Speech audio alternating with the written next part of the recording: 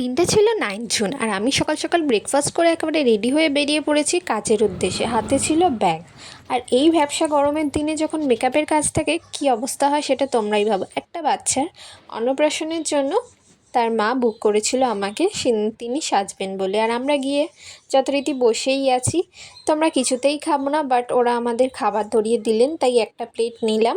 তারপর দুজনে অপেক্ষা করছি কখন ক্লায়েন্ট আসবে, কিন্তু ক্লায়েন্টের কোনো পাত্তা নেই। ঠিক টাইম মতো কখনোই কোনো ক্লায়েন্ট এসে বসে না। দেখো এই পুচকেটার রাইস সেরেমনি ছিল। কি সুন্দর মিষ্টি একটা বাচ্চা, যা কিউট। আর এইদিকে চারিদিকে দেখো ওর বাড়ির লোকজন। তো ওর মাকে আমি রেডি করার জন্য প্রায় অনেক কষ্টে বসিয়েছি, তারপরেও বারবার ছুটে ছুটে যাচ্ছিলো এদিক ওদিক। ওর মায়ের সাথে আরও দুটো ওর মিমি সেজেছিল। তো এই হচ্ছে তাদের লুক। পুরো লুকগুলো কেমন হয়েছে তোমরা অবশ্যই জানিও। তারপর সেখান থেকে বেরিয়ে চলে যাচ্ছি বাড়ির উদ্দেশ্যে। উফ কি গরম! তোমরা কিন্তু সাবস্ক্রাইব করো অবশ্যই।